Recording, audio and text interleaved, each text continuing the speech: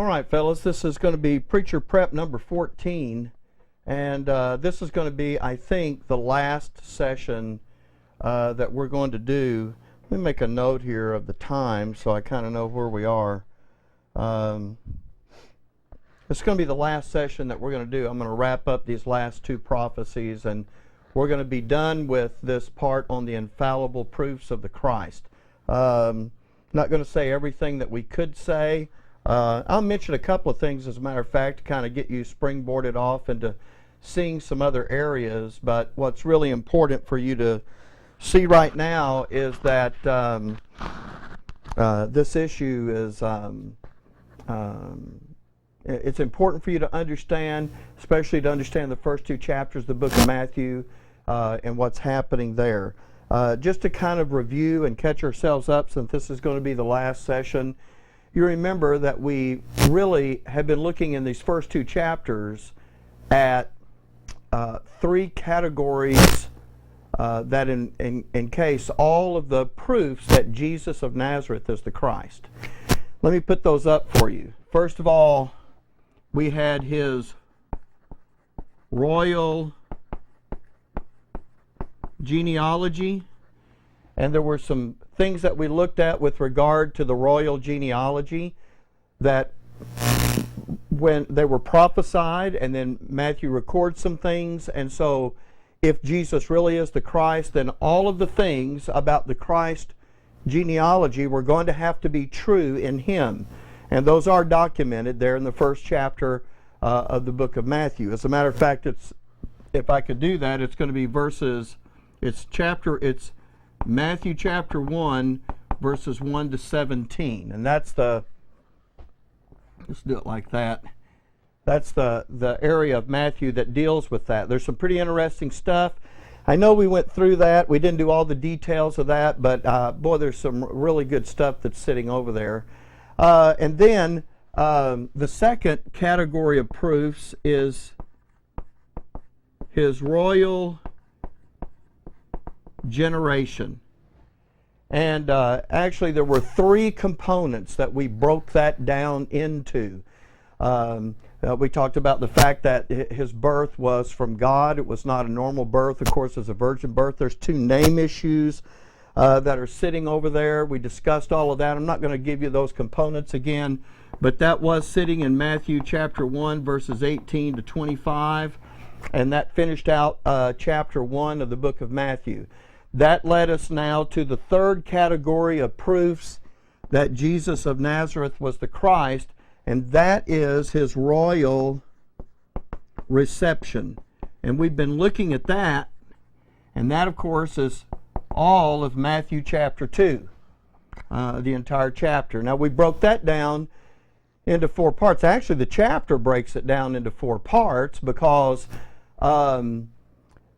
there are four prophecies that are sitting in Matthew chapter 2 that actually have to be fulfilled if he's going to fill the bill for being the Christ, for being who he claimed that he was. We saw that first one. The first one was that star prophecy, and we covered that quite extensively, probably spent more time on it than we actually should have. The second thing we saw was his royal exile, that he was going to go down into Egypt, and the significance of going down into Egypt and God calling his son out of Egypt. And we were over in Haggai 11. I may have misquoted a couple of times. I may have swapped Habakkuk for Haggai or something. But anyway, you understood what I was talking about there, I think. Then what we're going to do now is we're going to talk about the last two that are going to go on this list. And one of those that we're going to look at next is the Rama prophecy. There you go. And then we have one more, and we'll add it at the end. Now, I don't want to go too fast through the material, but again, remember, this is survey in nature, so I'm not panicked about giving you details of things, but But I do want to give you, what I do give you, I want you to have an understanding of. But as I'm looking at the notes, I know in the number of verses that we have to go over here, really, we have a whole lot to cover and a lot to talk about, even in just a survey. And to get it all in this one session, not only is it going to be an extremely long session, I suppose I could break it down into two. But anyway, that's neither here nor there. What I need you to do is get your Bibles and turn over to Matthew chapter 2. We're going to begin reading at verse 16. In fact, we're just going to read part of the verse as we get ourselves started here, looking at this third prophecy under the third category. And as I mentioned to you before, out of all four of these prophecies, only the star prophecy has good element to it. The other three really have a very negative element attached to them. And the star prophecy's good element actually comes from Gentiles. It's pretty amazing. Okay, Matthew chapter 2, and let's read the first part of verse 16. Then Herod, when he saw he was mocked of the wise men. Now let's just stop reading right there and answer the question, how is it that Herod was mocked of the wise men? Well, he was mocked because he finally discovered that they were not going to return and bring him word as he had asked them to do. Remember, when they came into Jerusalem, he said, you know, go and find him, and when you've found him, come and bring me word so I can come and worship him too. But they were warned in a dream to go out a different way, to go back to their own country. Herod finally figures that out, that they're not going to bring him word. And when he figures that out, he is furious. So now let's go back and take up our reading in verse 16. Then Herod, when he saw that he was mocked of the wise men, was exceeding wroth, and sent forth and slew all the children that were in Bethlehem, and in all the coast thereof, from 2 years old and under, according to the time which he had diligently inquired of the wise men.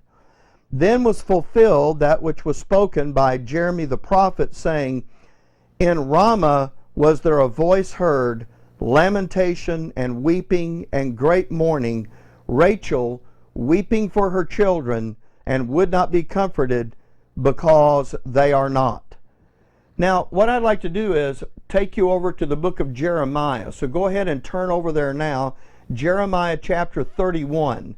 And what we're going to do is we're going to read the prophecy that's sitting back in the Old Testament that has evidently, according to Matthew, been fulfilled when this event happened.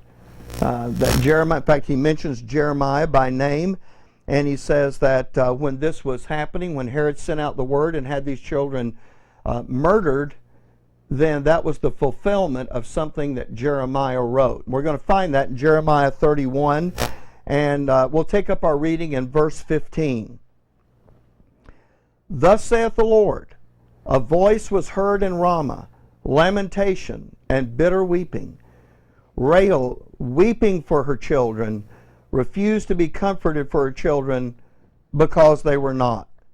Thus saith the Lord, refrain thy voice from weeping, and thine eyes from tears, for thy work shall be rewarded, saith the Lord, and they shall come again from the land of the enemy. And there is hope in thine end, saith the Lord, that thy children shall come again to their border. Now, just like the Haggai 11 thing was a little bit of a puzzle, there's an element of puzzlement about this particular passage as well. And why is that? Well, first of all, because in Jeremiah, if you look back there, you'll see that it has to do with weeping and crying was going on in a portion of the land called Ramah. And at the time of Jeremiah, that weeping and crying that was going on was in response to the beginning of the fifth course of punishment. Look with me back up here on the board. Here's this fifth course of punishment. We've lined this out here, but when you're talking about them going away captive at the Babylonian captivity, there's something happening in that portion of land that's called Ramah that's not not going on to the severity that it is in other areas of the land, even though they're all being carried away captive. And there is weeping and there is crying going on, but that is in conjunction with this. So there's a little bit of puzzlement to say that why would Matthew then say that what Jeremiah was talking about is actually going to be fulfilled back over here in the days of the Messiah? Now, so I guess you could say the question, well, was that fulfilled when they were actually taken away captive, or was it fulfilled over here? Well, you can't get away from the fact that Matthew tells you that when that happens in the days of Jesus, as he is a young child, that that's the fulfillment of what Jeremiah talked about. And I know that kind of raises a question about how can that be. And you can talk about dual fulfillments and those kinds of things, but there's really something else going on behind the scenes. And in order to get those questions answered and to see what is going on behind the scenes, you need to understand some things about God's program with Israel and things that are taking place in it. And so to introduce this, and I want to take you over and show you some of this because I think it's incredibly interesting that if you're really going to get into Matthew, Mark, Luke, and John and understand the things that are written in the gospel accounts, you first have to understand the things that are written from Genesis to Malachi. And I mean Genesis 1 is important, but really what I'm talking about is with regard to Israel's program. You're not going to understand Matthew chapter 2, verses 16 to 18, this area that we're focusing on right here in the Rama prophecy. In fact, let's just put that up there. Matthew chapter 2, verses 16 to 18. That's the area that we're dealing with right here.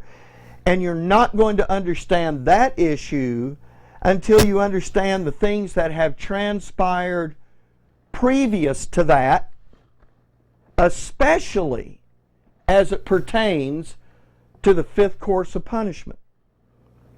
Now, I want to explain that because right now it's important for you to at least recall to your remembrance or at least come to an understanding of a number of things. Let me kind of list them out for you, and then while I'm doing that, let me get you to turn to the next verse that we're going to go to, and that's Ezekiel 21. So go ahead and turn over to Ezekiel 21, but listen to what I'm telling you now. At this particular time, I'm talking about in Matthew 2, right over here at the birth of Christ, Herod is really, he's just Satan's henchman. He's really just the puppet. He's in a position of power, and Satan is using him for his own means. The second thing that you need to understand, and we talked about that a little bit in sessions past. The second thing you need to understand is the times of the Gentiles begins with the fifth course of punishment. As you look at this chart, you'll see the times of the Gentiles begins at the Babylonian captivity. It goes through the 49 years under the Medes and Persians. It goes it encompasses the 400 years of silence when God doesn't say anything to the nation. It includes the days of the Messiah. And it even includes Acts 1 through 8 when Israel was given that 1-year extension of mercy under the administration of the Holy Spirit after the death, burial, and resurrection. I stopped that parenthesis because that got interrupted with the dispensation of Gentile grace. So I'm counting on the fact that you guys already understand about that concept. But it takes up again when Israel's program is resumed. Now that has big implications. But when Israel's program gets itself resumed, you are still under the times of the Gentiles. That means in Daniel's 70th week, or what we commonly refer to as the 7-year tribulation. I know we say it that way, and people want to go, well, really, it's the last 3.5 years that are tribulation, and it's but it's Daniel's 70th week, and that is a 7-year period of time. It is the day of the Lord's wrath, and things are setting up over there to come to a head when he is going to come back and avenge his cause with Israel. And there's that avenger concept that we see that's going to take place at the Battle of Armageddon. But what I'm trying to get to is the times of the Gentiles. And by the way, if you understand what that means, I know that right now in this dispensation of grace, Israel is back in their land. I know May 1948, and they were declared a nation, and they went back over there, and they've done some things over there to get those cities populated and irrigate that land and produce some agriculture and get some industry going and actually get water. And I'll tell you, one of the reasons that those nations around them are as friendly as they are, why Egypt is kind of taken a role in brokering this peace, and Jordan is a friend of sorts to Israel right there, because Israel has the water. and they know what it takes to get that water. And there's a lot of that going on, and you don't hear much about that, but I will tell you that that's a real issue over there. But aside from that, the point I'm trying to make to you is that that's the times of the Gentiles. And that means that from the time they went out of the land, and even when they went back into the land during the Medes and the Persians, Darius and Cyrus, during the 400 years of silence, and it's during that 400 years that someone else comes to power, and they're over Israel in the land, and that's Rome. Now, the Bible doesn't talk about Rome. It talks about, Grecia, because that takes place over here too during that time. But Grecia comes along, and then Rome comes along, and by the time Jesus is born, Rome is the Gentile nation that's in power over the nation of Israel. They're not sovereign in their land. And not until, they get over into the dispensation of grace, when God has interrupted that program, do they get sovereign in their land again. That is what has caused so many Bible prophecy teachers and preachers to think that all those prophecies about God regathering them into the land was fulfilled in May of 1948. And it was not. The prophetic program, I'm going to talk to you about this in several different ways, but the prophetic program was not going on in 1948. That was still the interruption of the prophetic program, because God is now not dealing with the nation of Israel. He is dealing with the church, the body of Christ, and the things that and that's what his focus is. As far as God's concerned, Israel is one more nation among many nations in this dispensation of Gentile grace. Now, I know that's not the way that you were probably taught if you were brought up in some evangelical or fundamental Baptist circle or very conservative. It's a real popular thing nowadays, especially on the Christian television stations, to look at Israel as though her program is still ongoing and God is still doing things, and they want to look at things like the 6-Day War and things like that, and talk about God's intervention and all that kind of business. And I understand what they're doing, but they're not following the Scripture. You can't look at circumstances and interpret them yourself, but you have to let the Scripture do it. God, when He brings them back into the land, folks, they're never going to be plucked up again. They're never going to live in fear again. And I got news for you. Out here in the Lord's day of wrath, the Antichrist is going to seek to exterminate them. And they are going to be scattered. So don't talk to me about 1948 being the fulfillment of all those prophecies, because the very prophecies you're referring to actually have an application of God regathering them at the end of the day of wrath to go into the kingdom where they will never again be plucked up. I'm a little bit frustrated over the fact that people can't seem to get it through their head that Israel's program is in abeyance right now. And when it cranks up, guess what? They're going to still be in the times of the Gentiles. In fact, Jesus said they be under that Gentile boot until the Lord Jesus himself came to deliver them from it. Now, he hasn't done that yet. And he didn't do it in 1948. And the UN is not a replacement for Jesus. All right, I'm getting off track. But the point I'm trying to make here is to give you this list of few things and make sure that you have an understanding of it. But before I go back to that, let me make this final point. When Daniel's 70th week cranks up again, they're going to be back under a Gentile dominion. A Gentile dominion. So you need to think about that. Because you think, and I know, so you're looking, you're going, oh, all the unrest in the Middle East right now, that must be God preparing to, God's not doing anything with his program with Israel in the Middle East right now. What's playing out over there right now is what's playing out in this dispensation of grace. And I know what you're thinking, well, but it's going to lead up to that. You're trying to find a way still to say that what God is doing now, even though it's not the culmination of it, is moving things in that direction. That's not what he's doing.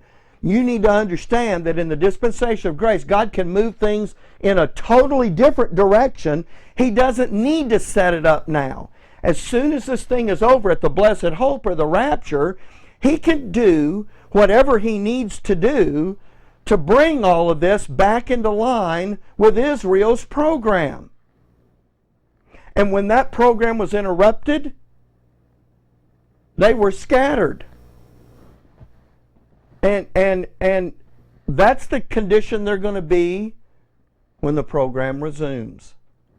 Not saying there won't be anybody in Jerusalem. There were those in Jerusalem. Really need to talk about that under a separate issue. You're going to see. I say you're going to see. You may be you may be up in the heavenly places when you see it. But you're going to see that take place. Okay. Herod is Satan's henchman. The times of the Gentiles, not to be confused with the dispensation of Gentile grace. The times of the Gentiles begins with the fifth course of punishment, the Babylonian captivity, where Israel is taken captive out of the land. The Gentiles from that time all the way through the remainder, not the dispensation of grace, but all the way through the program up to its interruption and then its resumption, book of Hebrews, on through to the end of the Lord's day of wrath, culminates at the Battle of Armageddon and the start of the kingdom. The Gentiles are going to run roughshod over Israel during that time. Here's the next thing to know. These things are spoken of by fifth course prophets: Isaiah, Ezekiel, Jeremiah. Those are fifth course prophets. And those guys, as major prophets, talk about the entire fifth course of punishment in all of its parts. Now, if we could spotlight something, I ask you to go to Ezekiel. We're going to look at the book of Ezekiel here, where Israel, being an independent, sovereign kingdom, has a verse. There's a verse sitting in Ezekiel that's actually going to address this whole spectrum of the fifth course of punishment. Now, I know you probably don't remember it, but we actually did this verse back in Preacher Prep number 8. I was setting some things up back there. We read this verse together, and I talked to you about it. But let me bring it back to your remembrance, because that's what I'm doing here. So Ezekiel 21, and I want you to look with me at verse 26. Thus saith the Lord, remove the diadem and take off the crown. What he's referring to there is the stoppage of Israel as an independent sovereign kingdom. You're going to, now you say, well, when they went, as Nebuchadnezzar came in, there was still some things that he did there. There was some kings that were allowed to do, but you know what? But they were under the Babylonian boot. And make no mistake about it. Because as soon as they got out of line, he comes back and crushes them. So let's just be honest about what's happening here. So remove the diadem and take off the crown. This shall not be the same. Exalt him that is low and abase him that is high. Now look at verse 27. I will overturn it, and it shall be no more. Talking about that kingdom. Until he whose right it is, and I will give it him. I want to show that to you on the chart, because what you have here is five things. Overturn, until he whose right it is shows up, and God says, and I will give it him. There's the 5 parts in that verse 27. Here's what you have right here. You have overturn,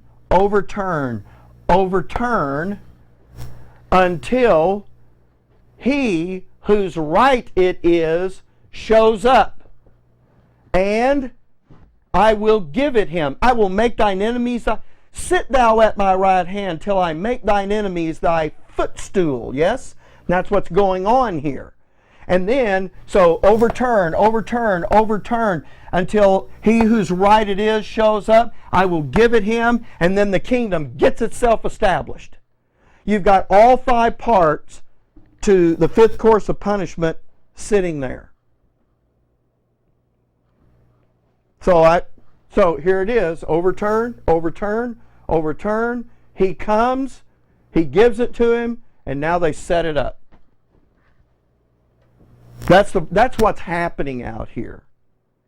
Is God is making his enemies his footstool, bringing all of that to a head, and crushing the opposition and all that. The kingdom gets itself established, of course, in the millennium. So the 5th course of punishment has others reigning over the nation of Israel, times of the Gentiles. Jeremiah. Now you understand this is before Daniel is ever given his information that he records in his book, before Daniel ever gets the time schedule about things that he lays out, those weeks of years, that 7 weeks and 62 weeks and 1 week and 70 weeks are determined and all that. Before Daniel ever gets any of that whatsoever, he doesn't get that till he goes away into captivity. Jeremiah is told that the Babylonians are not the only ones who are going to, I'm going to quote it here, serve themselves of Israel. In fact, it's not just Israel. What you're going to see is what's involved in all of this is a block of land that includes the nation of Israel and the nations round about Israel. Those nations are going to turn out to be the nations of those 10 kings that confederate with the Antichrist.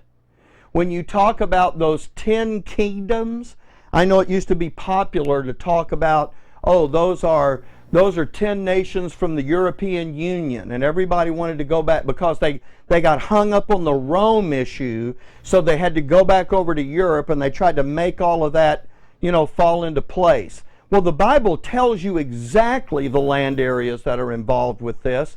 It's the nations round about Israel. They're going to occupy portions of the original land grant to Israel. Now, right now, Israel has a little sliver. But if you go back and look at the land grant that was given to Abraham, you'll find out that other nations are actually going to be sitting in that area. And you've got 10 nations that are going to do that. You've got 10 kings that are going to confederate together with the Antichrist. And I don't want to go into all the things that are going to happen with that. Go to Jeremiah 25 and let's read this together, Because what I need you to see is it's not just Israel that's taken captive at the Babylonian captivity, but those nations round about Israel are lumped in with her. This is important to see. Jeremiah 25:8.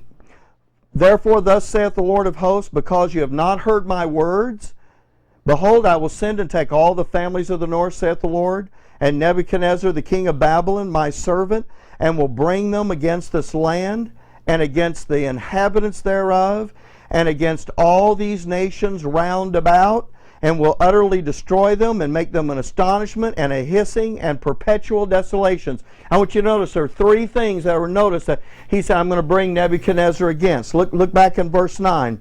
He says, Nebuchadnezzar, the king of Babylon, my servant, and will bring them against, number one, the land. Number two, the inhabitants of the land. And number three, the nations round about. That's what's you've read that right there in verse 9. Verse 10. Moreover, I will take from them the voice of mirth and the voice of gladness, the voice of the bridegroom, the voice of the bride, the voice of the millstone, the light of the candle, and this whole land shall be a desolation and an astonishment, and these nations, plural, not just Israel, but also those nations round about her.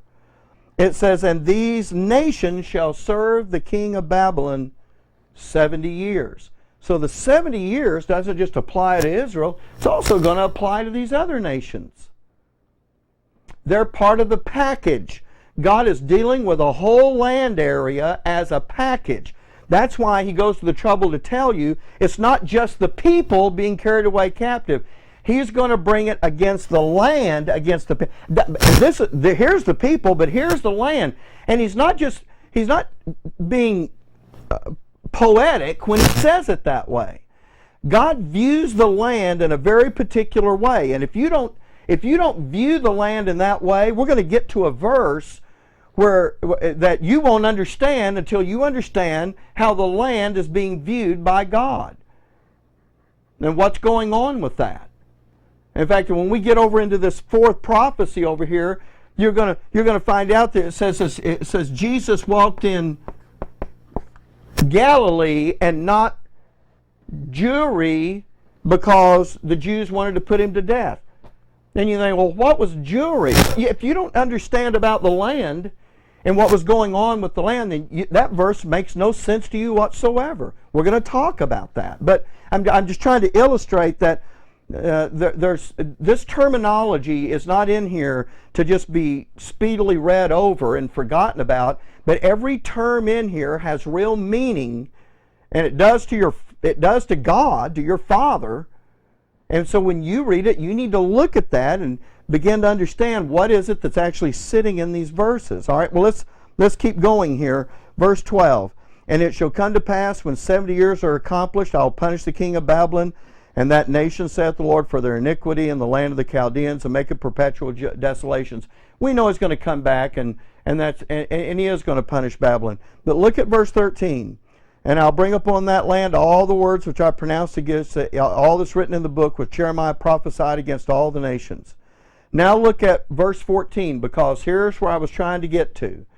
He talks about this whole deal that's going to happen. And he tells you that not just Israel, but the nations round about Israel are also going to be part of this being carried away captive, and that's going to be the disposition for 70 years. At the end of the 70 years, God's not going to leave them hanging out there, but at the end of the 70 years, then God's going to punish Babylon, for their iniquity. But now he's going to tell Jeremiah that Babylon is not the only one that's going to serve themselves of Israel and these other nations. By the way, I probably should have given you this. Psalm 83 lists those nations for you. Tells you exactly who they are. You can go over and take a look at that. Okay. Verse 14. For many nations and great kings,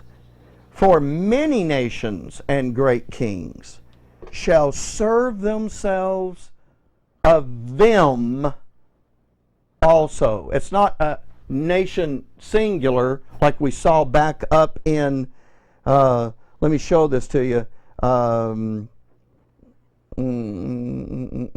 Look at verse 12.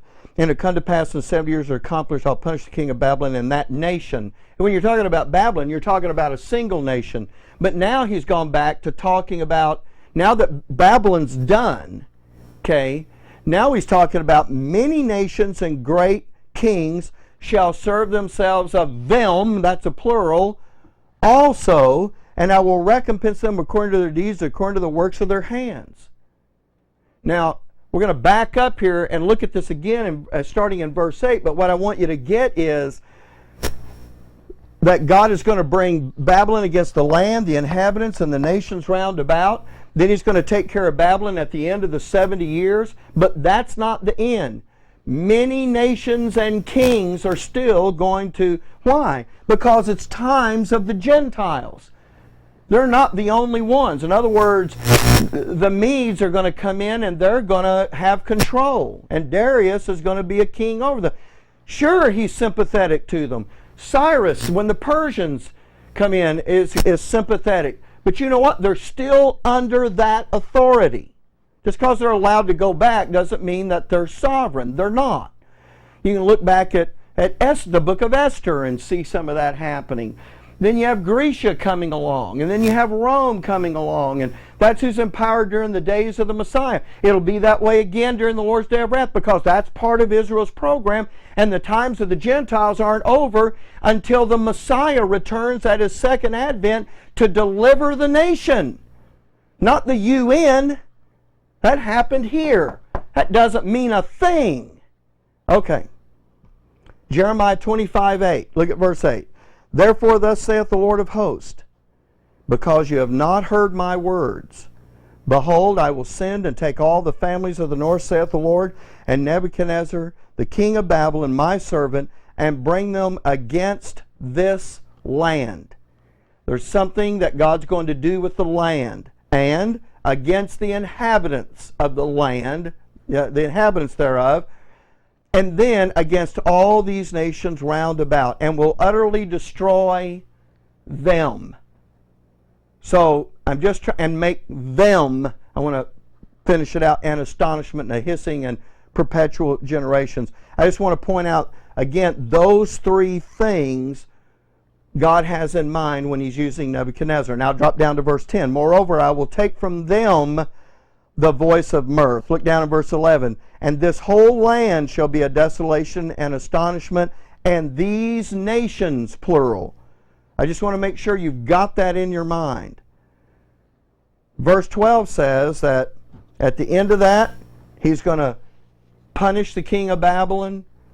But then in verse 14, the verse we were trying to get to, is that that's not the end of it, but there are many nations and great kings that will also serve themselves of them.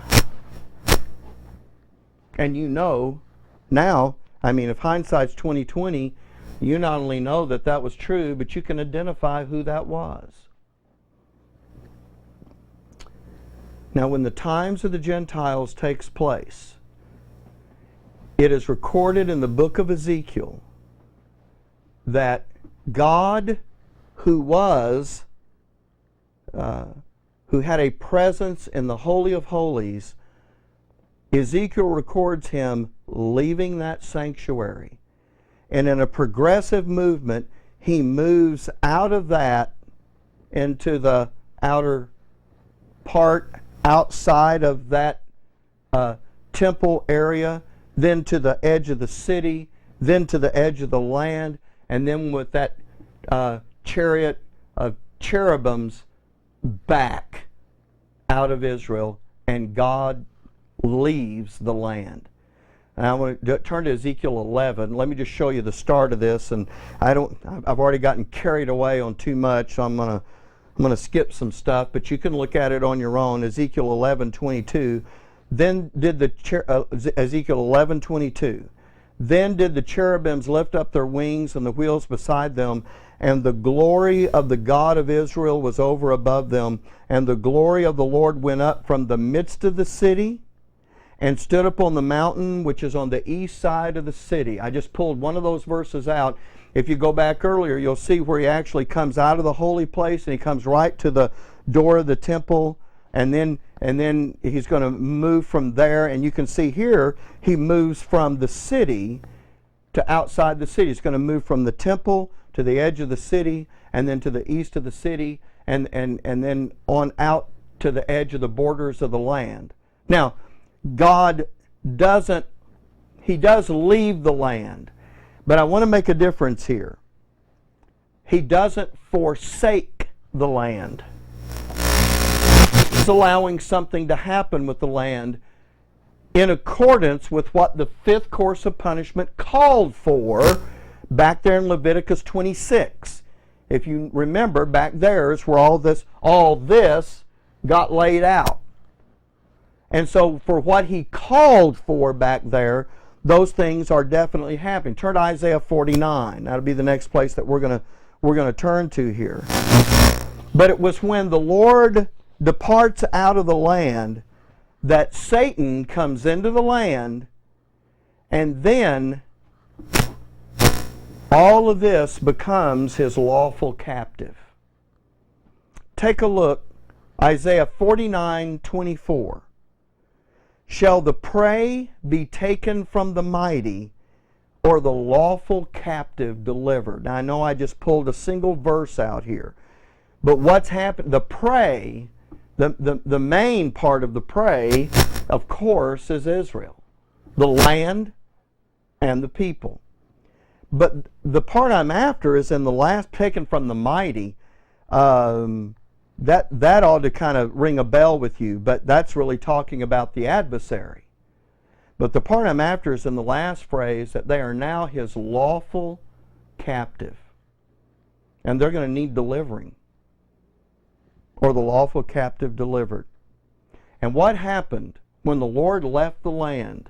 And I'm going to give you a kind of a breakdown of a 1, 2, 3, because some things happened. The hedge is broken down. That's the terminology that's used in the prophets. But the adversary comes into the land of Israel and claims it as his own, and then he makes a boast that he will never be driven out of it again.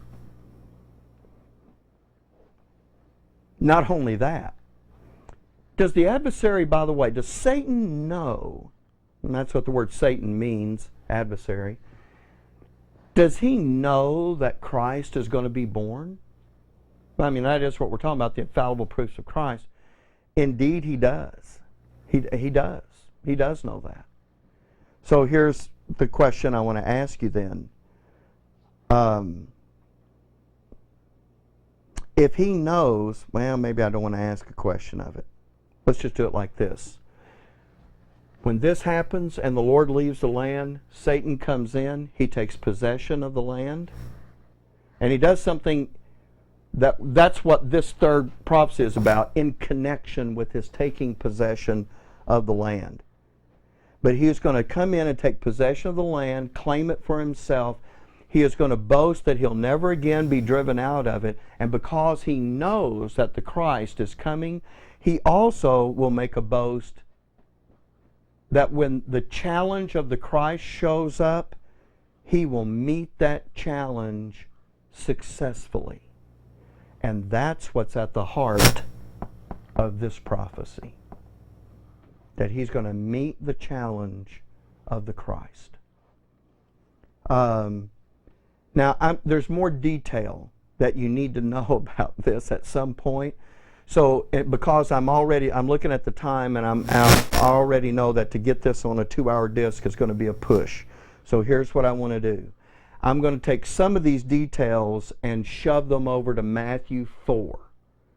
Because when we leave this, the infallible proofs of the Christ, we are going to get over to Matthew 4 and see something that's terribly important over there. And because we'll be bringing it up over there, we'll have an opportunity to come back and pull a few of these details back into your memory and then expand on them over there. Otherwise, it's just going to become huge right here. So I think we'll take advantage of that, and we'll talk about that at the temptations, where Jesus is promising, where Jesus is being offered the kingdoms of the world, which, by the way, includes Israel, being offered them by Satan. But we'll look at that when we get over there. Now, at the time of Jesus' entry into the world, as I said, Herod is Satan's puppet, and he's just doing the bidding of Satan. We've talked about this issue in other studies before, how Satan always has a man. Herod is his man. Now, this is another one of those things. I'm just looking at this time. This is just crazy. I'm going to need way more time. Herod, even Satan, they have some let's say it like this. There are some limitations in place that keep things from happening earlier than they do. In other words, there are some things that God has put into place that keep Herod from doing what he's going to do earlier than when he finally does it. Those things are keeping the adversary in check as well. But when Satan does get the opportunity, as soon as he does get the opportunity, then he uses Herod and he acts.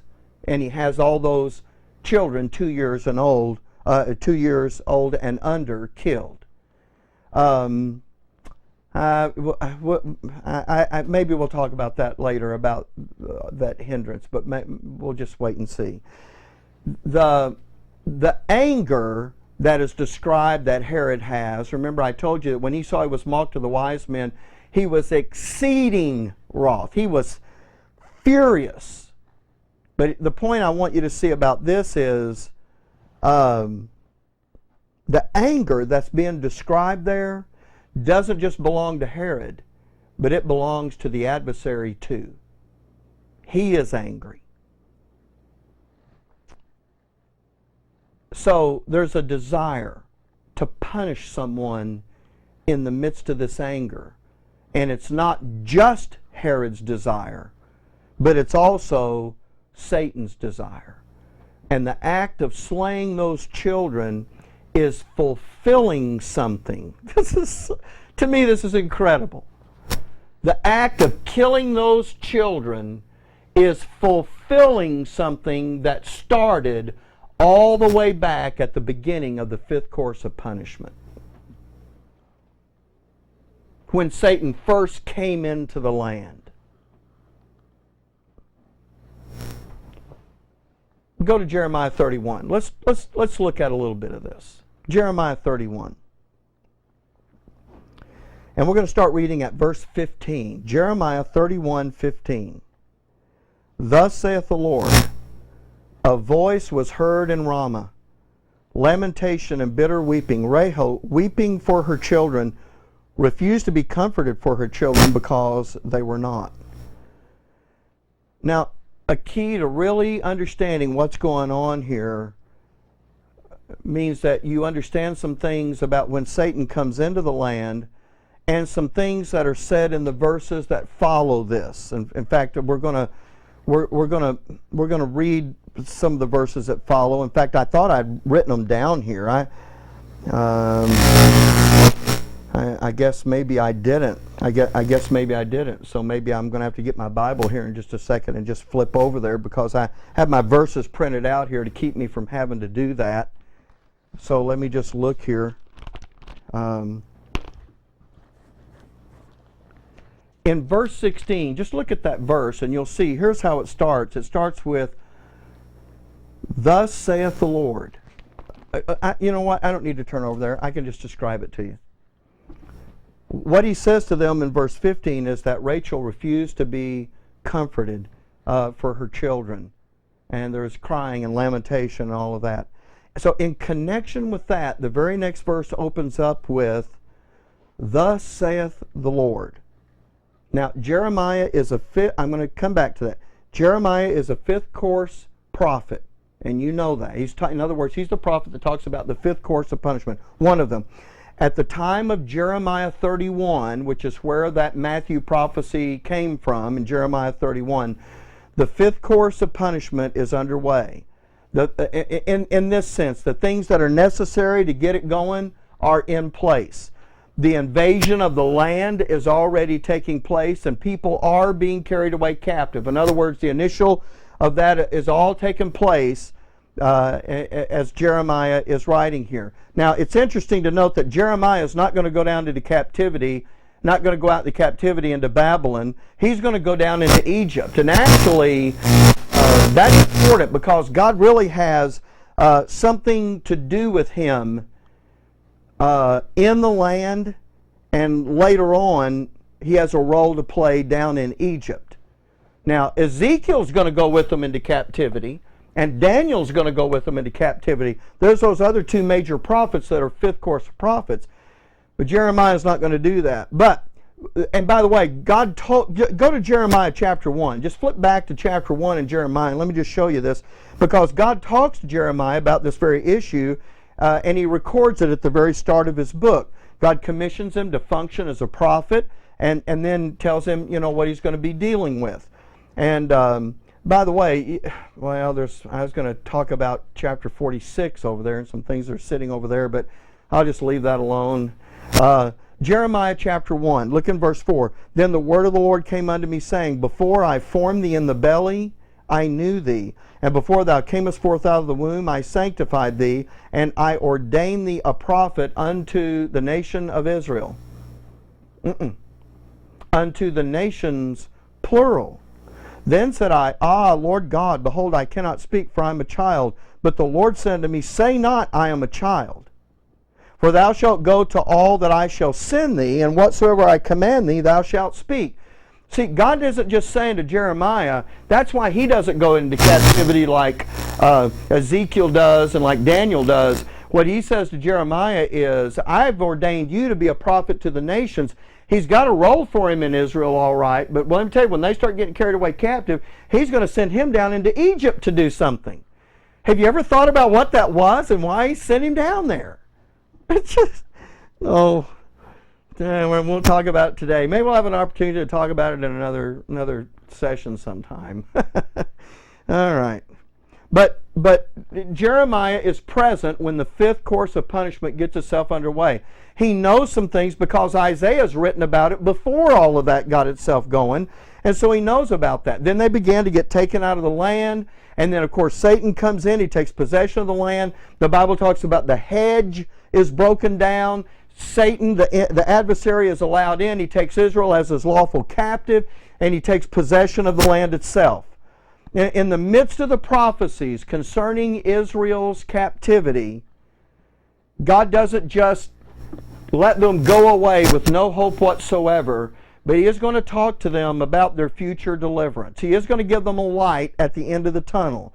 And he's going to tell them, I'm not going to leave you in this condition, but he is also going to tell them that your deliverance is going to come by me, not by you. And God is going to exercise his Jehovah-ness to deliver his people from someone that they could never deliver themselves from. Jeremiah 31. If you're not there, turn back over to Jeremiah 31. We're going to read again. There is one from whom the Lord will deliver his people. And he's not talking about Herod in Matthew. And he's not talking about Nebuchadnezzar in Jeremiah. He's talking about the one that's behind both of them. Talking about Satan. Jeremiah 31:10.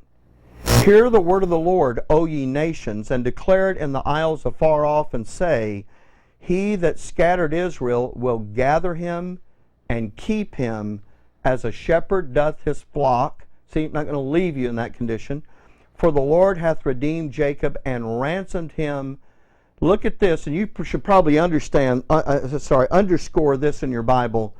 Ransomed him from the hand of him that was stronger than he. And the he is Israel. In other words, God says, I will ransom Israel from the hand of him Satan, who is stronger than Israel. The him is Satan. Satan is stronger than Israel, but he's not stronger than Israel's God. And the issue of being delivered from the one to whom Israel was the lawful captive is what's being talked about here. Remember, shall the lawful captive be delivered? It's the lawful captive of the adversary. It's not the lawful captive of Nebuchadnezzar, and then later not the lawful captive of Herod or even Rome. They've been turned over to Satan because of their failure under the law. But it won't be forever. And he tells them that. By the way, the hand of him that is stronger than he. The hand. I want you to picture this. Deliver them from the hand of him. Can you picture Satan? He has a grip on Israel. Who is stronger. Think about that word. You have some terminology over sitting in the Gospels about the strong man. That Matthew 12. Just turn over there and look at that real quick. In Matthew 12, he talks about the strong man. That now you're getting terminology that's picking up on what we're just reading here in Jeremiah 31. Israel being delivered from the hand of him who is stronger than he, and he's in Israel is in this grip, and there's no way that they're going to be able to extricate themselves from this grip. Matthew 12:29. Or else how can one enter into a strong man's house and spoil his goods, except he first bind the strong man, then he'll spoil his house. Why is the strong man Satan? Because ever since then, guess what? He's been the one in possession of the land. He's been the one, Israel's been his lawful captive. Yeah, it doesn't matter that they were allowed to go back. He's still there. Remember, the boast was, it belongs to me, it's mine, I'll never be driven out of it, and when the Christ comes, I'll deal with him when he gets here. That's the boast, and you're going to see that. Now that's a very interesting connection between what we're reading in Matthew 12 and what we've been reading in Jeremiah 31. But I'll let you work out. Maybe we'll talk about that a little later. But I'll show you more to that. That's a very interesting connection, but not today. But the point I'm trying to make now is that Jeremiah 31 is about the adversary. It's not just about Babylon. It's not just about Nebuchadnezzar. And that's what I'm trying to tell you about Herod. It's not just about Herod. And his furious anger it's not just a reflection of Herod, but it's a reflection of the one behind Herod, who's actually the mover and the shaker. He's the one working the puppet of Herod. It's a reflection of his furious anger too. Now I want to get back to the suffering that the people are going through when their captivity was getting itself underway, because that's really the issue in Jeremiah 31 when we're talking about this prophecy. When that took place, when Satan came into the land, the captivity is beginning to take place, then there is a particular portion of the land that included Bethlehem, and that it was adjacent to Jerusalem, and it began to suffer more horribly than the other parts of the land. That was the district known as Ramah, and Ramah included Bethlehem in it. One of the first things that Satan does is to persecute in a very particular way. Back at the fifth course of punishment, when he finally gets to come into the land, just think about this evil adversary that's almost just been pacing back and forth at the borders of the land, and when finally the Lord leaves and the hedge is broken down, I mean, he just comes in like a flood. And now he's going to pick out a particular area.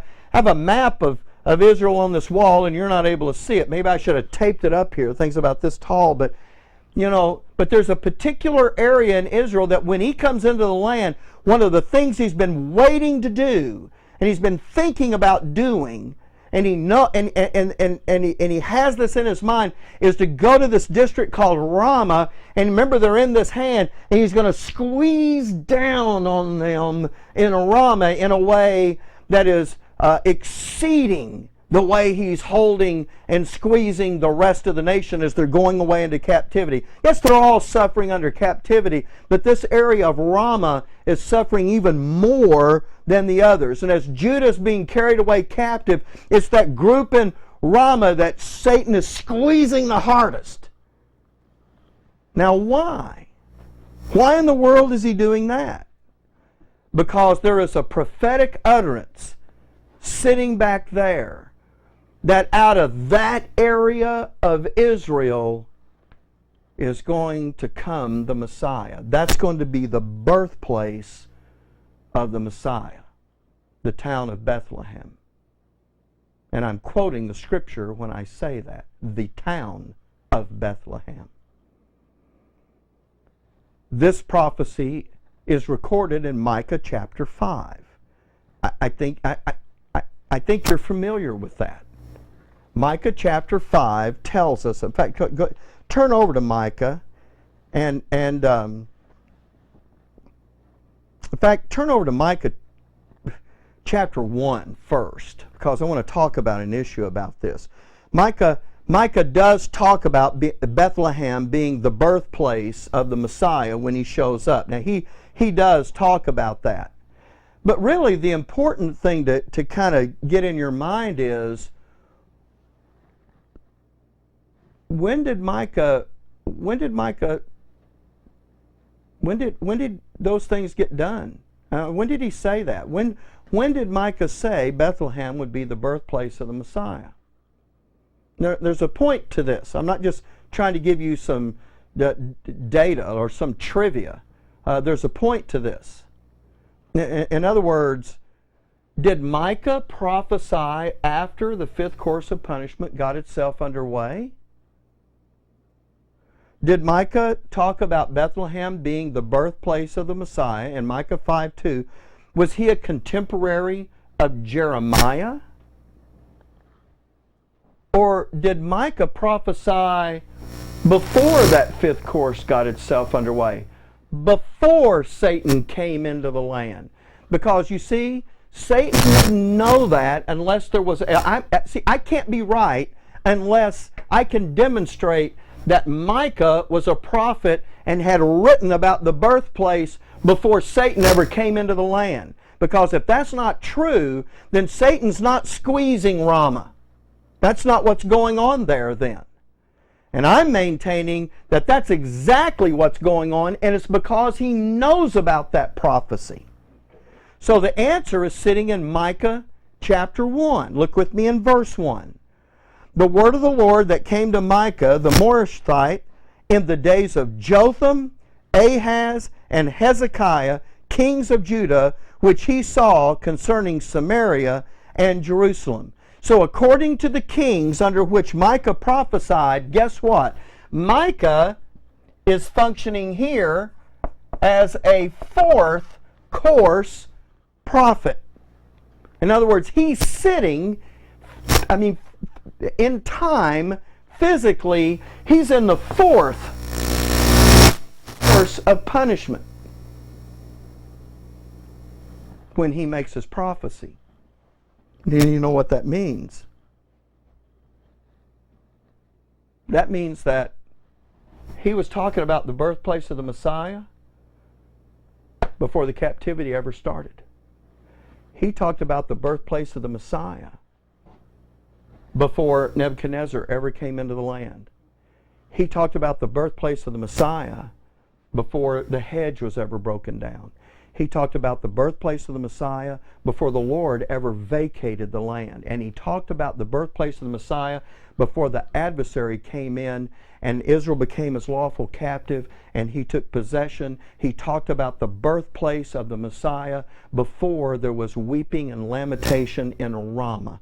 And I'm convinced from the things that I see that that weeping and lamentation that happened at the beginning of the fifth course of punishment was a very special pouring out of Satan's wrath as they are in his hand, and he is squeezing the very place of the birthplace of the Messiah. So the natural question is, why would he do that? Because obviously the Messiah is not there now. I mean, I'm talking about if we're back here at the time when the fifth course actually gets itself underway. Well, remember what was in Micah chapter 5. I'm running out of board here. Let me just erase some things. All right. In Micah chapter 4, and then we're going to see it in the prophecy in chapter 5, is that Bethlehem is going to be the birthplace of the Messiah. That's what's happening in chapter 5. Well, what's happening in chapter 4? Well, the prophecy about the kingdom is going to go away. Remember? Overturn, overturn, overturn. I know that's not Micah's prophecy, but I'm saying the diadem and the crown are going to be done away with. Remember that? We've already seen something about that. Well, in Micah chapter 4, you've got some things sitting over there that talk about there's going to be no king in them. I'm not writing the terminology that he's using, but he talks about there's not going to be any king in them. And so because, well, let me do it like this. Let me just change this. Look, this is great. There's going to be no more king. In other words, he's talking about this sovereign, independent kingdom that's going to come to an end. No king that's going to have that kind of sovereign rule. So in Matthew chapter 5, guess what he's going to talk about? By the way, from then on, there's going to be no king in Israel's program. I know I swept across the dispensation of grace. Can we just squeeze this together and close that off for a minute and just put Israel's program together so I don't think about confusing you with stuff? I don't think I'm confusing you, but from this point on, the crown, the diadem are gone. The sovereign nation of Israel in Israel's program is never going to be there. It's not going to happen. Remember, until Shiloh come. I'm quoting another verse we didn't go look at. But, boy, here's the thing about a survey. We're just surveying. That's all we're doing. But this thing is, there's no king. And so in chapter 4, when he says there's not going to be any more king, guess what? Until the one that the Davidic covenant talked about, the Christ, that God would enflesh himself in the line of the seed of David, and that Christ would sit on David's throne and bring in a kingdom of righteousness. There was no more men that were going to serve that place. Once this nation went away into captivity, the times of the Gentiles guaranteed no more king. But guess what else Micah's talking about? He said, but there is one more that's going to be out there, but it's not a man of an ordinary man. This is the God-man. This is Jesus Christ. And now in chapter 5, he's going to give you the birthplace of the only king that will ever sit on that throne again. This is great, isn't it? So in Micah he goes, oh, no more king. You're going to look for him. You're not going to find him. That's the end of it. But God has a king who's going to sit on that throne. And I'll tell you, his birthplace, it's in Bethlehem of Judah. I mean, that just makes perfect sense, doesn't it? I mean, to me, that's just great. So the adversary Does he know that? Well, yeah. And man, when he comes into the land, he's going to punish this area that's being talked about here. And in response to that crushing grip of the adversary, there is lamentation and weeping and crying in Ramah. It's the sadistic pleasure of the adversary in finally getting his hands on the land and the people. So, so if that really is going on back here, and it is, why in the world does Matthew say that this is the fulfillment of the Jeremiah 31 prophecy? Why wouldn't that be the fulfillment of it? I mean, that's a good question, isn't it? Turn back to Jeremiah 31. Turn back to Jeremiah 31. Well, and as you do so, let me ask you a question. Does the adversary know Christ isn't born here yet at the start of this? Does he know that? Sure he does. He knows Christ isn't born back then. He is only making this portion, this district of Ramah, suffer because he knows it will be the place of Christ's birth. And what he's doing is, out of his hatred, he is giving Ramah a foretaste of what he knows he will do when Christ is born in Bethlehem. And he says, here's what's being done. The way I'm punishing this area now is the way I'm going to punish this area later when he shows up.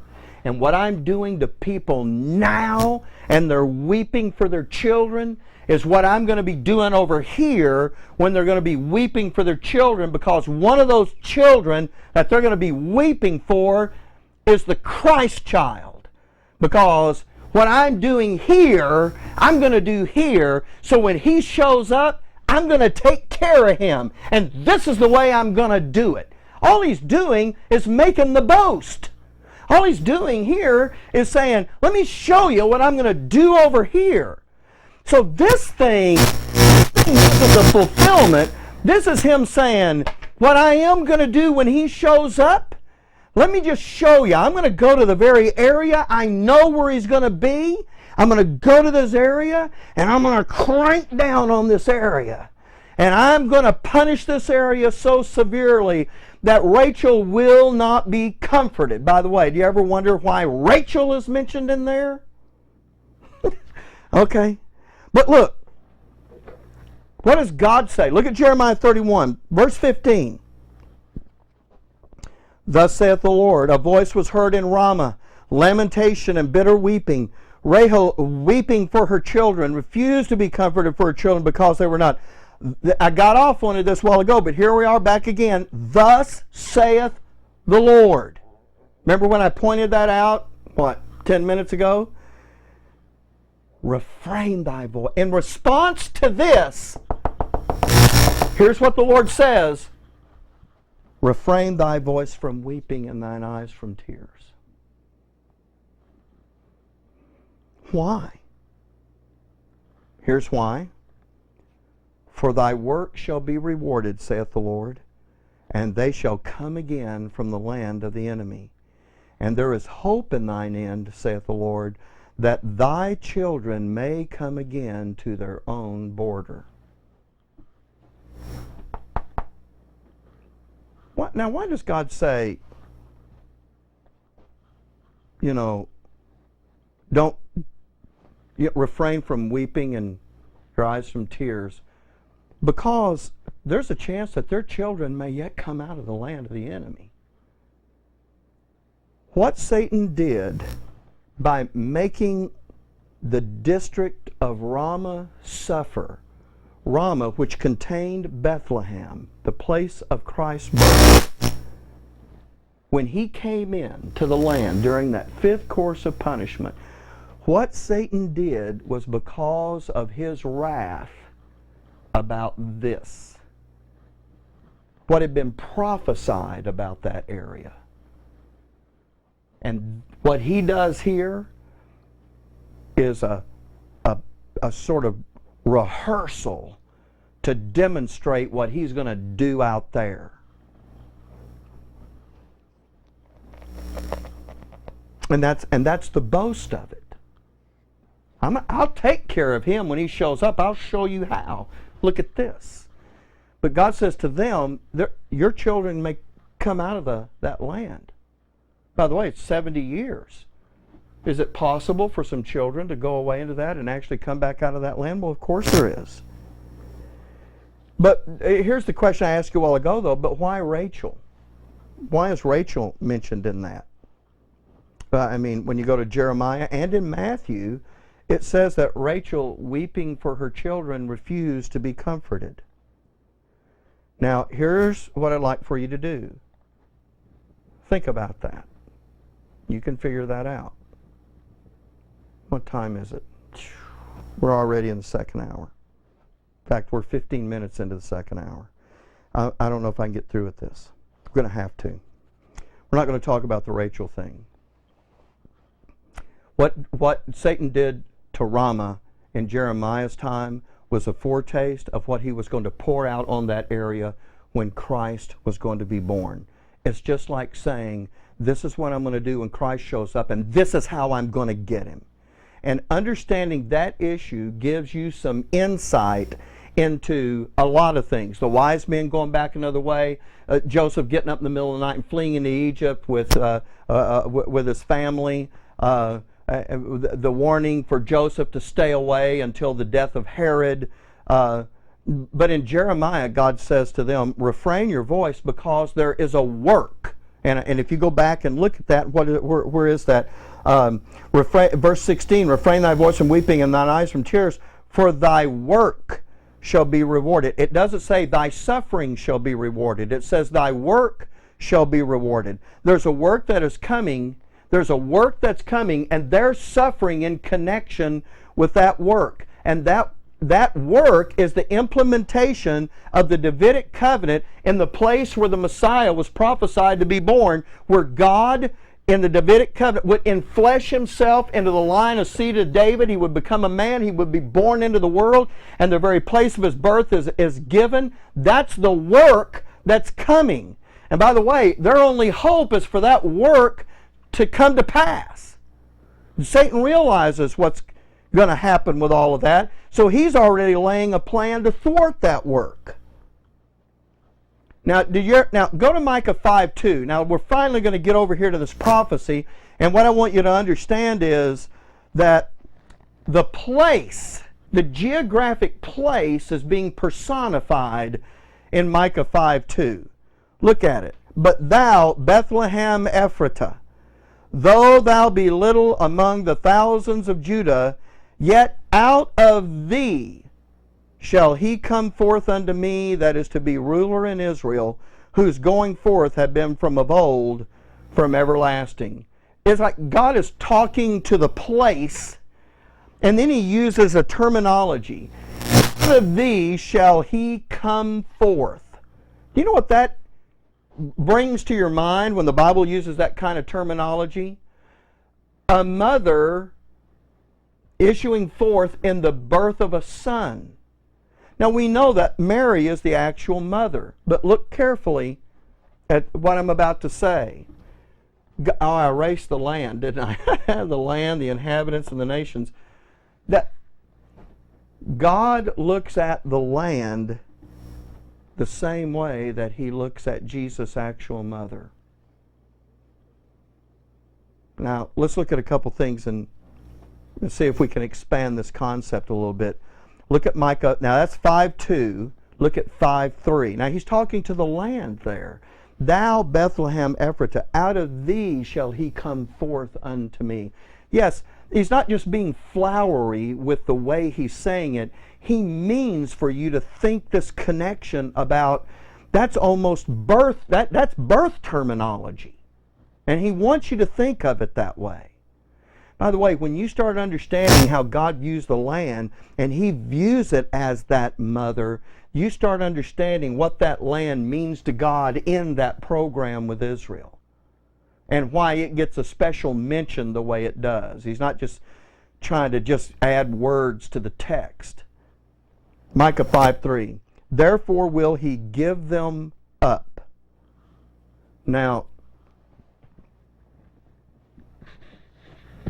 how long will He give them up? Look at the rest of 5:3. Therefore will He give them up until the time that she which travaileth hath brought forth. Now do you see the birthing terminology? Then the remnant of His brethren shall return unto the children of Israel. I can look at verse 2 and see it. Out of these shall He come forth unto me. That is to be ruler in Israel. It's the birthplace of the king. But then in 5:3 He says, God says, I'll give them up. How long are you going to give them up, God? I'm going to give them up until the time that she that travaileth hath brought forth. He's going to be brought forth. That's when the prophecy gets fulfilled. Now that can refer to Mary, can also refer to the land of Israel, which is why Rachel is brought into the picture both in Jeremiah 31 and in Matthew 2.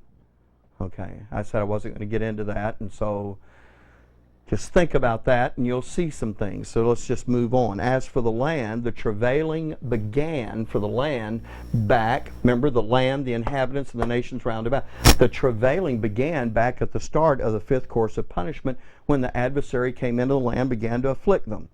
What we're really after here is the refraining from weeping, because, and by the way, the refraining from weeping wasn't going to happen until the work was over. And the work was when that which was promised by the Davidic covenant actually came to pass with Israel. Yes, there was a weeping that'd be over when the children returned from captivity, but God again has something bigger in view here.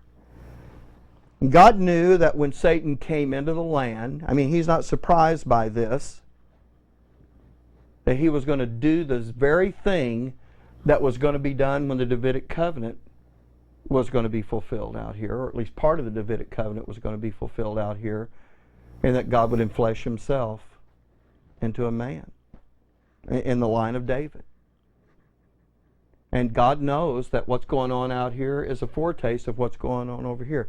Satan knows it's going to happen over here, and so he says, this is what I'm going to do. And God knows what He's doing, it's what He's going to do over here. He knows all that. So when the child comes, Satan has an opportunity to kill him, and he takes it. Look at Jeremiah 31:17. And there is hope in thine end, saith the Lord, that thy children shall come again to their own border. God wants Rama to understand there is a hope that's sitting out there, but this is just the beginning. There is a hope when that work is accomplished, because that work is going to bring forth the man-child. He's the son of David. He is the Redeemer. In connection with that, He's going to take the keys of death and hell away from the adversary. He's going to lead captivity captive. And whether they're in a Gentile land or behind the bars of the pit, Jesus is going to lead captivity captive. And I hope you caught that statement that I just made. He's going to bring them again to their border, and they will live in His sight, Hosea says. I'm talking about out there. So let's take this back to Matthew 2. The particular portion of land, how much time I got here? The particular portion of land that's in view is the land of Ramah. That's the portion of land that's going to suffer the greatest, to a degree that no other portion of Judah would suffer when the Babylonian captivity gets itself underway. And it'll be because that's the district that contains Bethlehem, and that's where the king, the governor, would be born.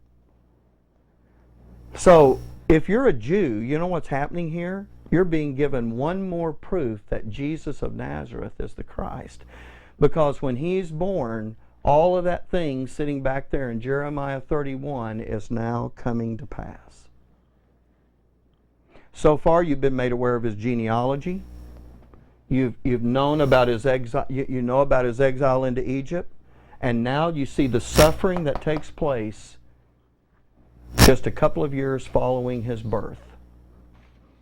Well, there's a lot more that we could say about this, but I'm looking at the time and I got one more prophecy to do, and I don't have much time to do it in. So I'm just going to stop here. I think, you know what, I'm going to skip ahead to some verses and take a look at some stuff, but you can get this, you know, I think this is enough to get you kind of firmly planted about the Rama prophecy. And so now we'll do the fourth one, and that'll be if I don't just stop, I'll just keep talking about it, and I'm not going to get this done, and I don't want this to drone on forever. After all, I told you guys this is a survey, and that's really what I need it to be. If we were going to do the detailed work of this, it would take us years to do it, and I'm trying to move you through some things that I think are important for you to understand and see and get used to some terminology and that kind of business. And so, you know, we just need to move through it. But the Nazarene prophecy is the last one, the final prophecy in the category of his royal reception. This one is going to be actually in verses 19 to 23, I think is where that runs. It's going to be the end of the chapter, whatever that is. I'm pretty sure it's 23. Let's start reading in verse 19. Matthew chapter 2, turn back over there, and let's read this in verse 19. And you know what? I hear that phone ringing, so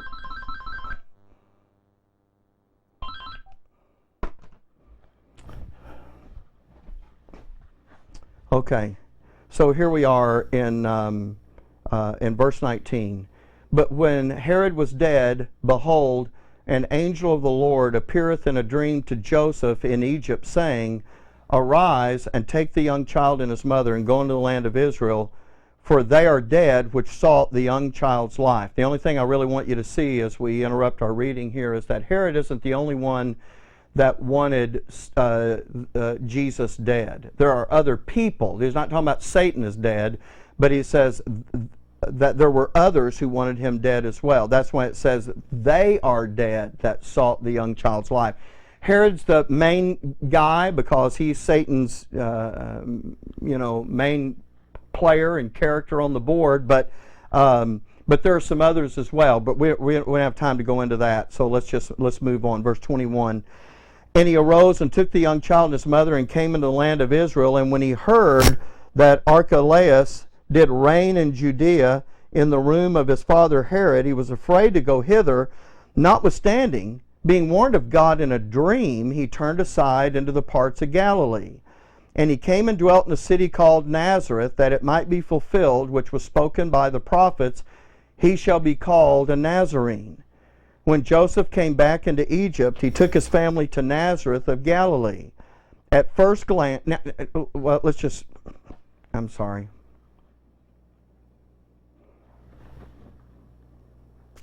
Let's read verse 23. And he came and dwelt in a city called Nazareth, that it might be fulfilled, which was spoken by the prophets, he shall be called a Nazarene. There you are. That's the Nazarene prophecy. So when Joseph comes out of Egypt, that's what he does. He takes his family to Nazareth. That being a Nazarene means that you went into Galilee and you went to the city of Nazareth. So that looks like, well, that's pretty plain.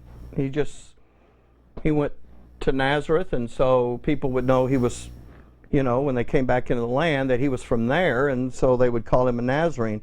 But there's a few things to understand about this before you really get everything that's meant to be seen here. Let me just call them out to you quickly. Look at verse 23. And he came and dwelt in a city called Nazareth, that it might be fulfilled, which was spoken by the prophets. I want you to notice that's a plural, prophets.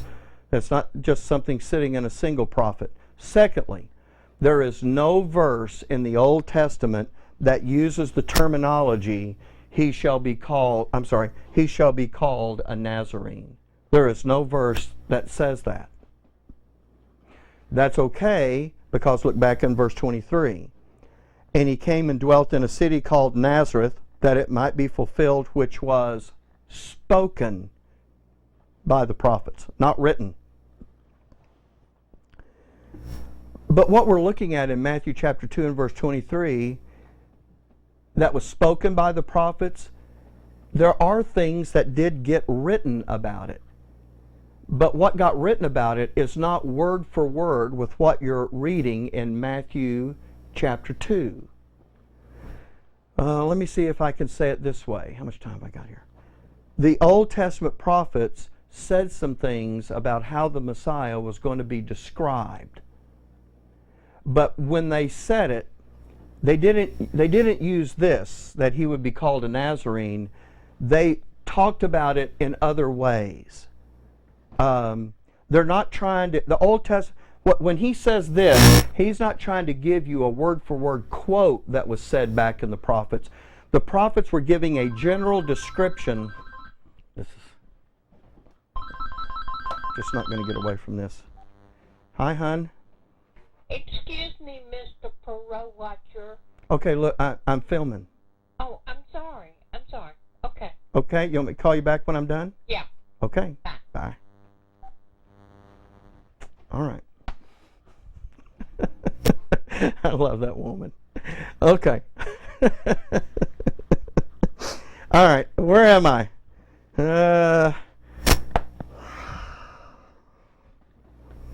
Oh, I was telling you, there's not anything sitting back in those prophets in which they're going to make this word for word, so you're going to match that up.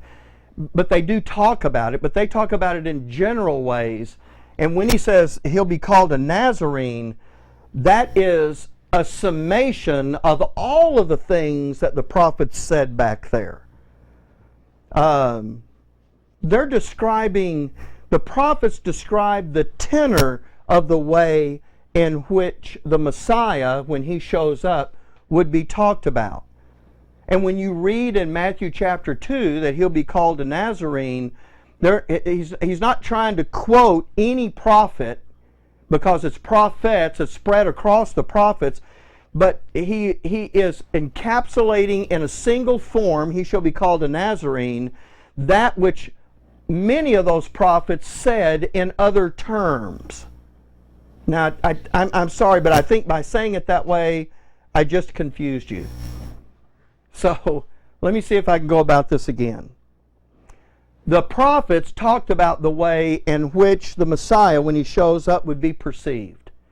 And they talked about the way in which he would be spoken of. They're describing the way people would talk about him. When you get to Matthew 2, instead of quoting any of those prophets, they're going to give you, Matthew gives you a single designation. He shall be called a Nazarene.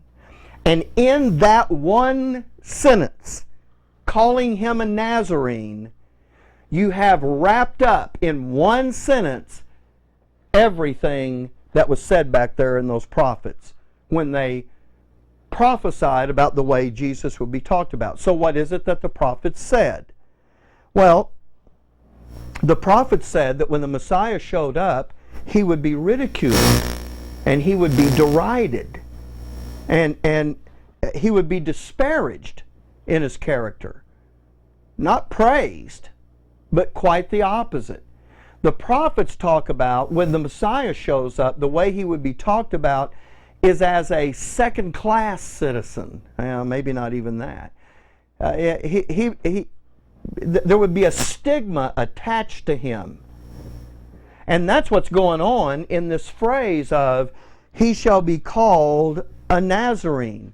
All that derision, all that disdain, all that slander that the prophets talked about, and they don't give you specific things. Well, some things, but they talk about he's going to be reproached and he's going to be disgusted. He's going to be considered a riffraff. He's going to be considered a second-class citizen, and all of that kind of stuff is tied up in an expression of being called a Nazarene.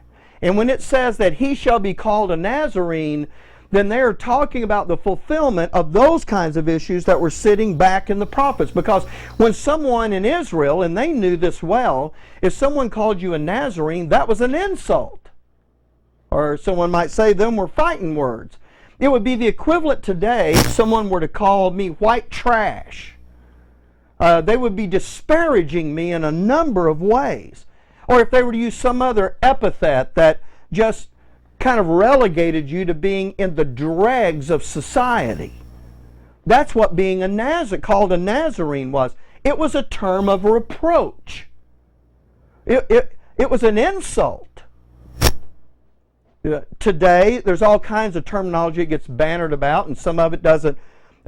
Sometimes it's used not to be very kind, but other folks don't take offense to it. I think of Jeff Foxworthy, you might be a redneck. Some people use the term redneck as a derogatory term, but other people don't see it that way at all.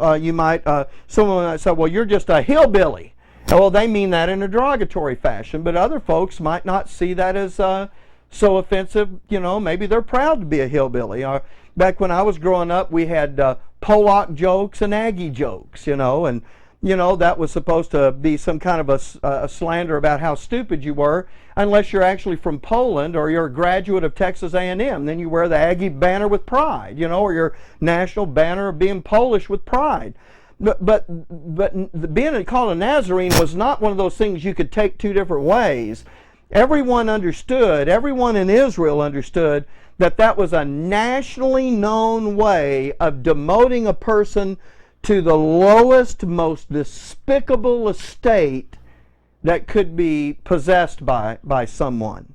Nothing was lower than being called a Nazarene. And I mean nothing was lower. And I'm going to illustrate that for you in just a moment. In the land of Israel, the entire land of Galilee was actually considered to be the worst part of the nation.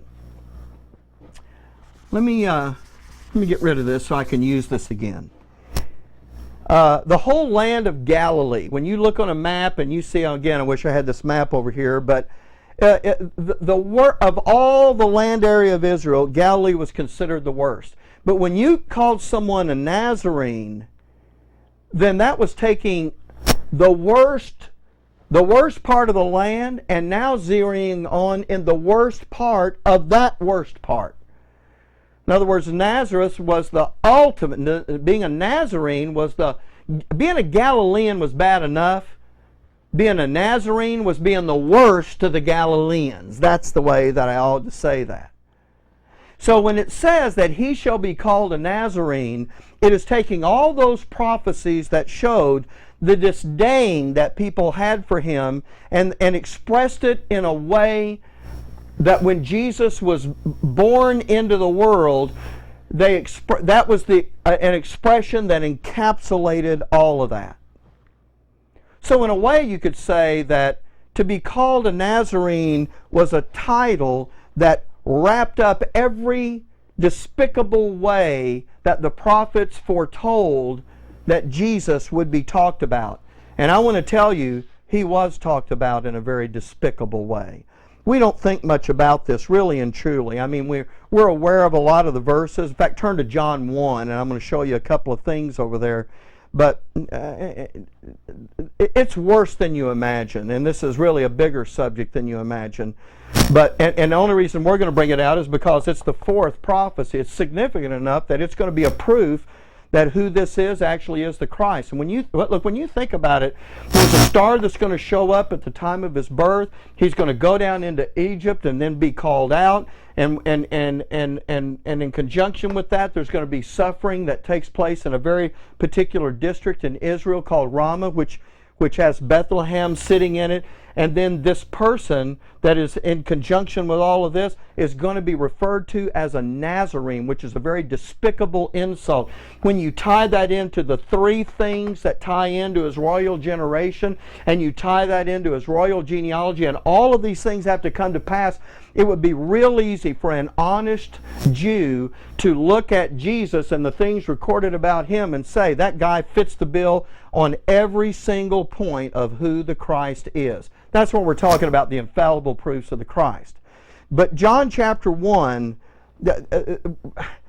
this is, when Jesus begins his public ministry, guess where he goes? He goes from Jerusalem back into Galilee to start his public ministry. And by the way, that's the subject of Isaiah chapter 9. And I'm looking at the clock, and there's no way we have time to go over there and do that, so we're going to skip that. But there's a reason that God honors Galilee of the nations, and he sends his son there to begin his ministry. Now, maybe we'll have an opportunity to look at that later on. We'll just have to see. But let's get over to John 1, and I want you to notice how Galilee is described. John chapter 1, verse 43. The day following, Jesus would go forth into Galilee, and findeth Philip, and saith unto him, Follow me. Now Philip was of Bethsaida, the city of Andrew and Peter.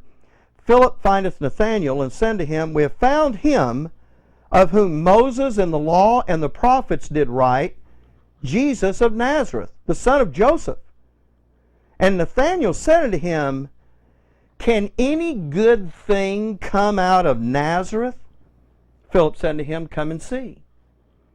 Now, I want you to notice that when Philip says, Can any good thing come out of Nazareth? He's not just giving his opinion, but he is making a statement referring to the way the whole nation perceived. When he said, We found the one that Moses in the law and all the prophets were talking about, it's Jesus of Nazareth. Immediately upon hearing that, Nathanael goes, Can any good thing come out of Nazareth? Because he understands the way all of Israel perceives us. Notice he didn't say, Can any one good come out of Nazareth? He said, Can any good thing come out of Nazareth? Because the idea isn't just the people. Look, if there was a dog that came out of Nazareth, it was inferior to every other dog. If there was a horse that came out of Nazareth, it was inferior to every other horse. It didn't matter. And Nathanael said, Can any good thing come out of Nazareth? Now look, John 7. Turn to John 7, and we got to do this quickly and try to get this wound up. John chapter 7, verse 1. After these things, Jesus walked in Galilee, for he would not walk in Jewry, because the Jews sought to kill him. Now, I mentioned this verse to you when we were back there doing this Rama prophecy. I said we would get over here. And if you don't understand what's sitting back in Isaiah about the class caste system that had been developed in Israel, then this verse won't make any sense to you at all. I mean, you hear things today about class warfare, but the truth is, you know what, it may have all been the land of Israel, but everybody in Israel had broken the land down into two parts. There was Galilee, and everything else was referred to as Jewry. And guess what? Sitting somewhere here in the middle, I'm not talking about geographically. I'm talking about in order of disdain, was Samaria. And you know how they thought about the Samaritans.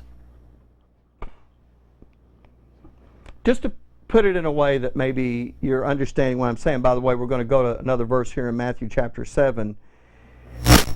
And an Israelite living in Jewry was better than a Samaritan. And a Samaritan was better than a Galilean. And a Galilean was better than a Nazarene. You're at the bottom of the barrel if you're a Nazarene. Verse 40, John chapter 7, verse 40. Many of the people, therefore, when they heard this saying, said, Of a truth, this is the prophet. Others said, This is the Christ. But some said, Shall Christ come out of Galilee? Now, they're having a dispute here. Some of them are saying that he's the Christ. Some are saying this is a prophet. But some people had an objection just based on the fact that he was coming out of Galilee. That's how strong this was. It's with this Galilee inferiority understanding that a question gets asked. Look in verse 42, same chapter, John 7:42.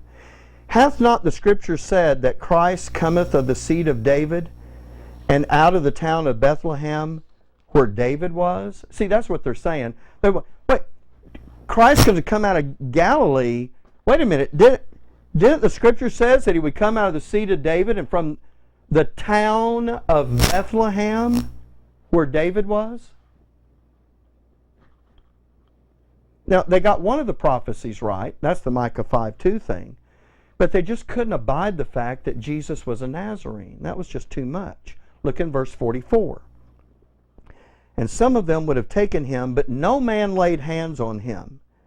Then came the officers to the chief priests and Pharisees, and they said to him, Why have you not brought him? The officers answered, Never man spake like this man.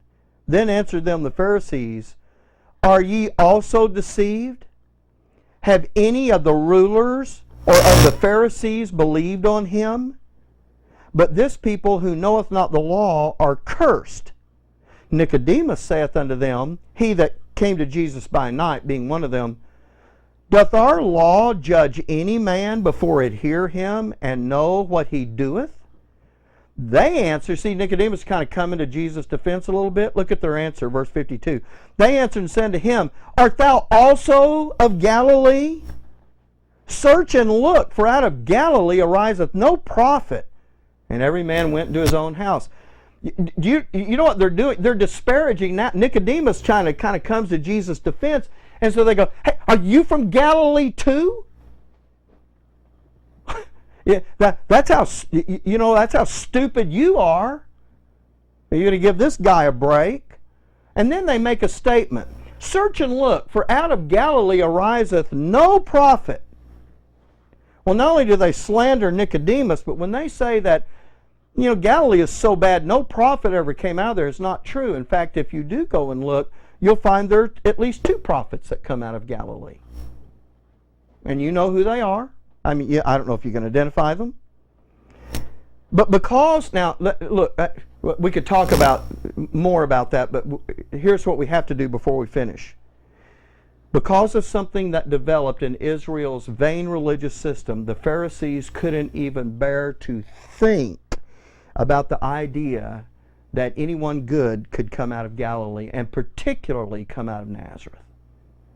This wasn't just a joke to them, but they had a tradition that was so strong it actually held sway over the Scripture in this area. So the thing to understand is that to be called a Nazarene was an extreme insult. And what Matthew 2 is saying is that by having the stigmatism of being called a Nazarene attached to him was a fulfillment of what the prophets, numbers of them, had said would be, how he would be considered among the people, that he would be considered among the most reprehensible of the nation. Now, I'm looking at the time, and we're going to read 2 verses, and we're going to bring this to an end. I just want to show you a couple of passages from the prophets that talk about this issue of how Jesus is going to be perceived. I'm going to give you one that I think you will be familiar with already, and one that you may not. So let's start with Isaiah 53 and verse 1. Isaiah chapter 53 and verse 1. Who hath believed our report, and to whom is the arm of the Lord revealed? For he shall grow up before him as a tender plant, and as a root out of dry ground. He hath no form nor comeliness, and when we shall see him, there is no beauty that we should desire him. Here's what I'm after in verse 3. He is despised and rejected of men. That's not just talking about the cross. He is despised and rejected of men, a man of sorrows and acquainted with grief, and we hid, as it were, our faces from him. Here it goes again. He was despised, and we esteemed him not. With the amount of terminology that's sitting right there in verse 3, the repeating of being despised and rejected and a man of sorrows and acquainted with grief, and we hid our faces from him. And again, he was despised, and we esteemed him not. All of that is exactly how he's going to be perceived. But now let me give you another one that will pull back the curtain a little more on just how bad it was to be called a Nazarene. Psalm 69. Psalm 69. I'll give you just a second to get over there. Psalm 69, and we're going to read quite a few verses here, and then we'll sew this up, and that'll be the end of our study on the infallible proof. Psalm 69:3. I am weary of my crying, my throat is dried. By the way, this is a psalm about Christ, and we'll see that right at the end. That's why I've lengthened it, so you'll see this is all about him. I am weary of my crying, my throat is dried, my eyes fail while I wait for my God. They that hate me without a cause are more than the hairs of mine head. They that would destroy me, being mine enemies wrongfully, are mighty. Then I restored that which I took not away. O God, thou knowest my foolishness, and my sins are not hid from thee. Let not them that wait on thee, O Lord God. By the way, when I say that, this is a psalm about him, you realize that David is interjecting something here in verse 5 when he says, O God, thou knowest my foolishness, and my sins are not hid from thee. Let them not wait that wait on thee, O Lord of hosts, be ashamed for my sake. Let not those that seek thee be confounded for my sake, O God of Israel. And now we're going to come back to what he's going to write about the Christ. You see it in verse 4, they hate me without a cause. And now you're going to come back to verse 7. I probably should take the time to explain this psalm so it doesn't look like I'm just making this up, but let me just go through it, and you'll see some things I think will make it a little clearer for you.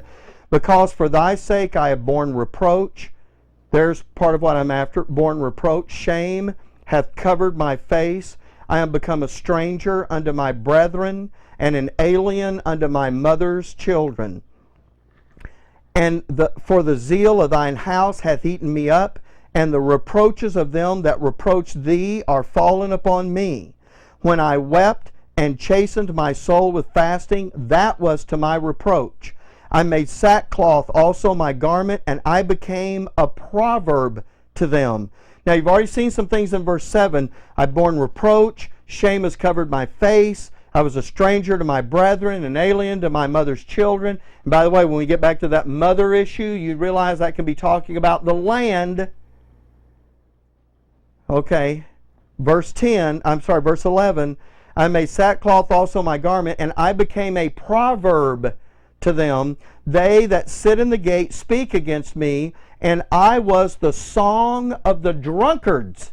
Now you think about how despicable that is, that the town drunk is singing a song of derision about the one that's referred to as a Nazarene.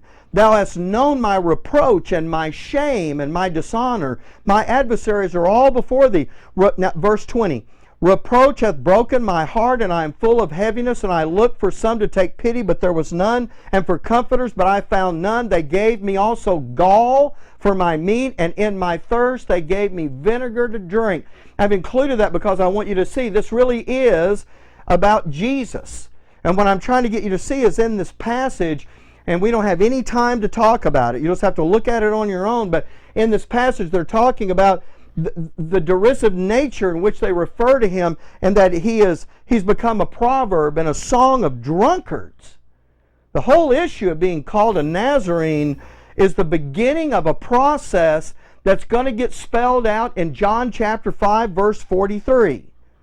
John chapter 5, verse 43 says, I am come in my Father's name, and you receive me not. If another shall come in his own name, him you will receive.